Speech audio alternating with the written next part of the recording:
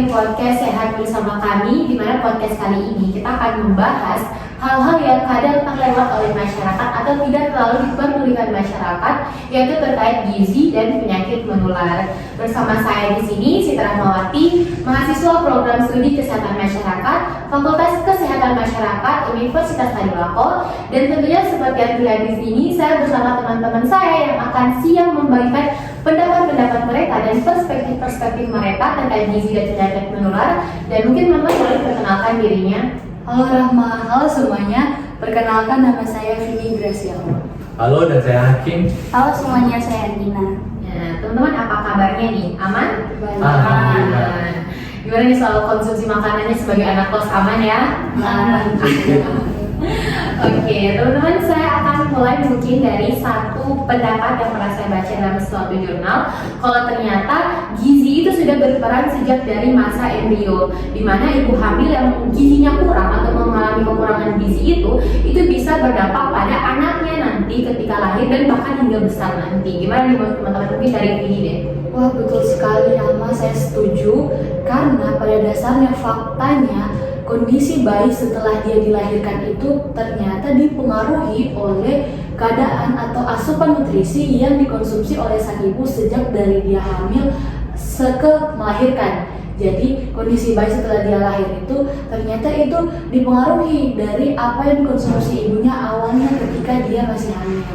Iya, dan teman-teman tahu tidak sih kalau ternyata bayi yang kekurangan nutrisi ini nanti dia tidak akan bisa merespon vaksin yang masuk ke tubuhnya itu secara optimal.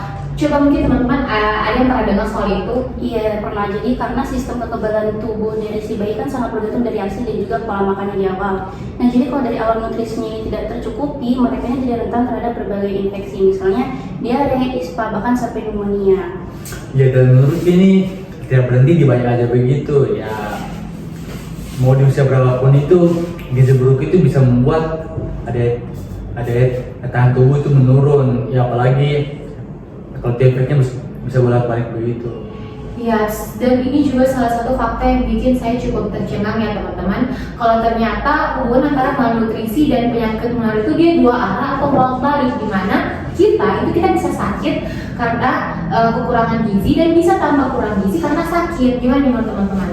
Iya, betul. Karena misalnya diare ini kan infeksi yang paling sering menyerang anak-anak ya.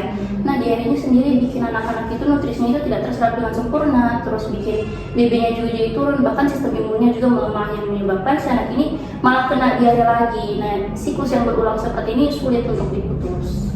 Apalagi infeksi ringan saja nyatanya sudah akan menyerap banyak cadangan makanan dalam tubuh kita. Apalagi contoh misalnya seseorang itu demam, ditambah lagi dia tidak mau makan. Nah, otomatis semua cadangan makanan yang dalam tubuhnya itu sudah dipakai, sementara dia tidak mengonsumsi makanan lagi, jadi dia akan lemas.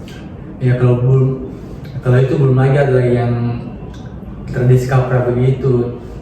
Tradisi yang kaprah begitu ya. Misalnya ada orang yang sakit, justru dilarang memakan makanan yang tertentu buat tubuh ya, padahal itu buat tubuh makin sehat begitu. Yes. Kalau bicara soal tradisi ya, itu sebenarnya tugas kita ya, tanggung jawab kita sebagai tenaga kesehatan masyarakat, bagaimana kita memberikan edukasi ke masyarakat kalau saat sakit itu justru untuk waktunya makan makanan bergizi, bukan malah puasa makan. Dan juga teman-teman, kita juga pasti teman-teman di rumah juga sering berpikir kalau makan itu bisa bikin sehat, tapi ternyata teman-teman faktanya beberapa makanan atau bagaimana kita mengolah makanan itu bisa menjadi penyebab dari infeksi kalau tidak aman. Nah, mungkin teman-teman pernah mendengarnya, mungkin dari Andina dulu. Ya, pernah, karena banyak kasus yang disebabkan oleh misalnya makanan atau air yang terkontaminasi tapi masih dikonsumsi, atau makanan kalian yang sudah rusak yang sebenarnya tidak aman tapi masih dikonsumsi lagi. Nah, ini bisa jadi sumber infeksi, misalnya ada brucellosis, amodiasis, bahkan sampai tifus juga.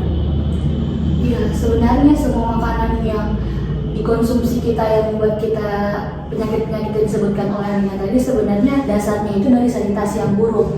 Bagaimana cara kita mengolah makanan, bahkan ada juga yang berawal dari memasak makanan yang tidak matang. Jadi itu apalagi ditambah yang memasak pun tidak cuci tangan dan yang mengonsumsi pun tidak cuci tangan.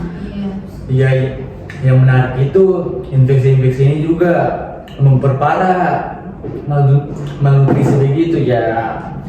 Jadi bukan soal tentang keracunan begitu, bisa berdampak ke gizi tubuh begitu.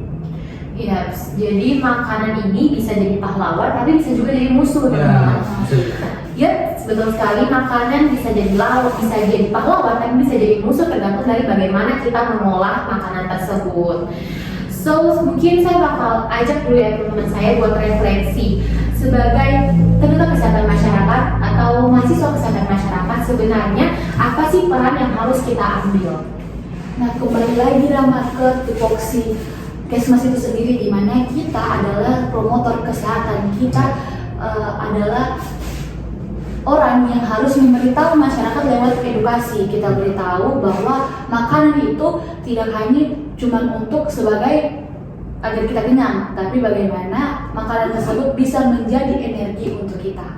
Ya, ini betul sekali juga yang di Bang Vini. Terus bisa juga lewat advokasi kesehatan. Misalnya kita mahasiswa itu mendorong adanya program makan makanan sehat di sekolah atau di posyandu misalnya. Nah, bukan cuma program ini ada, tapi bagaimana kita mengawal agar program ini bisa berimplementasinya itu baik dan juga berkualitas. Ya, dan jangan lupa juga kita bisa jadi contoh begitu ya, mulai dari diri sendiri, pola makan yang sehat, gaya hidup, ya kebersihan, itu juga bagian dari edukasi juga. Ya, saya setuju sekali dengan teman-teman saya. Kita sebagai mahasiswa kesehatan masyarakat, apalagi tenaga kesehatan masyarakat nanti ini, punya tanggung jawab moral ya teman-teman, untuk bagaimana kita menyampaikan informasi-informasi kesehatan pada masyarakat. Karena kadang satu informasi atau satu kalimat saja yang kita sampaikan itu bisa menyelamatkan bahkan sampai satu keluarga dari penyakit-penyakit. Iya, betul. So, terima kasih ya kepada teman-teman saya yang sangat informatif hari ini, Vini, Hakim, Andina, buat informasi-informasinya yang semoga bisa membuka mata teman-teman terkait gizi dan penyakit menular ini. So, kalau ternyata gizi ini bukan cuma urusan dapur ya, tapi kalau kita berbicara gizi, ini bisa jadi urusan hidup dan mati, apalagi jika menyangkut penyakit-penyakit menular. So, buat teman-teman di rumah, jangan lupa jaga pola makan, lalu juga pilih-pilih makanan yang aman, dan jangan pernah berhenti belajar hal-hal baru. Dan sampai ketemu di episode-episode berikutnya mungkin. So, bye Sobat Sehat.